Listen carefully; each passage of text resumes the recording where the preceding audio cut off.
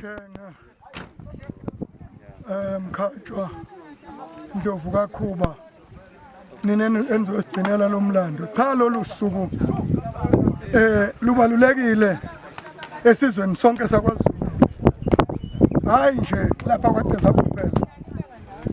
uZulu wonke ngoba ingonyama ucetshwayo emuva kokukhothama kwayo kubaba khona ukuthi ingane uDinizulu kufanele enziwe noma isikanjani ukuze kuphele ngoZulu ngoba becasulwa ukuthi inkosi ucetshwayo yabanqoba amangisi ayenganqotha umhlaba wonke. Kodwa ingonyama uDinizulu kuphephisa impilo yayo isisuke kushumayeleni kwaButhelezi emzini kaNdunankulu umnyamana yeza lapha ehlathini kwaCesu. Umntwana wamandlakazi wangena etsheni base bekholelwa ukuthi ngoba ingonyama uDinizulu isencane sebengenza noma yini. Athi kamangisi mangakabulala uNdunankulu umntwana wamandlakazi umbuso awukawuhlithi ngoba uma ukhothama ingonyama iflag lombuso libanjwa uNdunankulu. Lokho esesikuzwa namhlanje kwalibanjwa ngumndeni yikulahlekisa isizwe. uNdunankulu obamba iflag lombuso okwenza kuba ingonyama uDinizulu ize ibuthatha ubukhosi yingoba uNdunankulu wayo umnyamana kaNgqengelele waye lokho elibambile iflag likuye ngoba abazange bambulala. Ngakho ke masilapha ke sizokhumbula impilo engonyama uDinizulu, sizokhumbula impilo yesizwe samaZulu ukuthi ingonyama uDinizulu engazali umntwana kodwa yabe sibazala abantwana okwazi kwaba khona ingonyama uSolomon waqhubeka ke zala ingonyama uBhekuzulu wakhokaza ingonyama uZwelithini ngoba ke namhlanje ke sazi ukuthi ingonyama uZwelithini ithe ubukhosana bayo noma ubukhosi busesigodlweni wakhangela amankengane ngokwethu ke ophikisana nalokho usiyalazi iqiniso ngoba bakhangela lapha okuyisigodlo khona hloko yesizwe samaZulu. Asikho esinye isigodlo esingaphezulu kwalapha ingonyama yabeka khona umntana enkosi. Uma umntwana wakaphinda angene ePhawula uthi kwathi ma ingonyama isiyothatha eSwazini kangabona ukuthi konje umntakasobhuza angahlala wakhuluma necabinet yakhe kuba kwakhiwe lesasigodlo. Ingonyama ke ayisiqamba yavusa isigodlo sengonyama uShaka asibiza ngokuthi ukwakhangela amankengane yabeka khona umntana enkosi osikhombisile isizwe samaZulu ngayo yonke indlela ukuthi uyibukhosi evunule ekhuluma esina enza abekwenza ngoba isizwe vele sidinga ukuthi sikhunjuzwe imuva laso. Ngakho ke masila sizokhumbula ikhulu namashumi amathathu neminyaka emithathu ingonyama uDinizulu yathandaza lapha iyolwimpi yakwaNduli.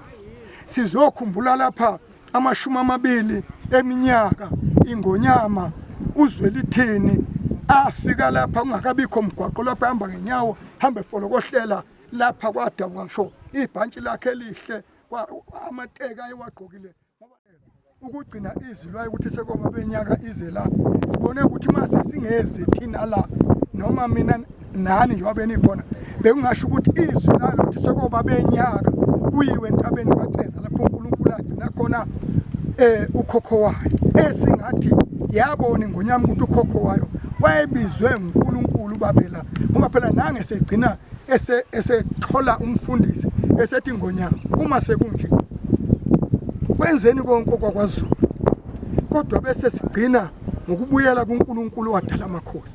Uyena ozakukusiza ukufundwa kweBhayibheli lifundelwa insizwa zakwaZulu ziyolo. Ingonyama futhi yakubuka njengento ejulile ngelinye ilanga insizwa kaButhelezi siseThekwini ithi mangixoxa lo mlando lapha ithi hayi khona ukhiye wobukhosi wakwaZulu ukuleya ntaba ngoba uNkulunkulu wabizela ingonyama uDinizulu. Ingakho ke ngijabulela ukuthi sikwazile kuba ingxenye yokuthi sibe la ngalolu suku.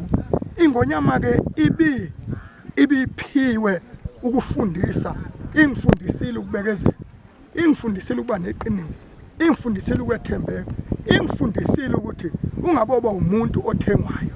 Kunimase kufika umuntu lapha engithenga ngemali sengathi yini yona ingonyama yini. Ngakho ke ngisebenze kakhulu nengonyama kubuhlungu kubumnandi ubunandi bukhona nobuhlungu bukhona kodwa ingonyama ingikhulisile lokho engiyikho ngiyikho ngayo. Ngize ngacabanga ukuthi kusho ukuthi ungathi ingonyama ngesikhathi iphila yayi ubona umsebenzi wami kodwa futhi umncane bekusho, kodwa ungathi ithe ingakhothama kuze kufike incwadi ethi yathi inkosi uJesu mdali wami ngikhazimulise nami ngikukhazimulisile.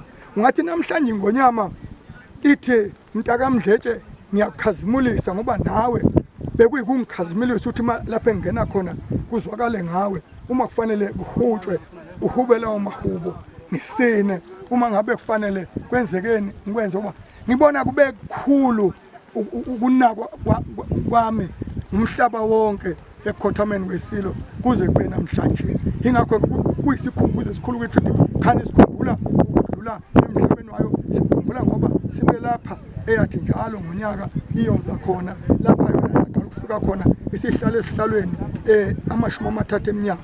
Namhla-ke ibizobe iqeda 50 eminyaka ihlezi esihlalweni, kodwa yathi-ke ngomhla ka-31 yathi uma nje kuse iphila ngosuku lomhla ka-1 isiyowahlanganisela 50 eminyaka ihlezi esihlalweni.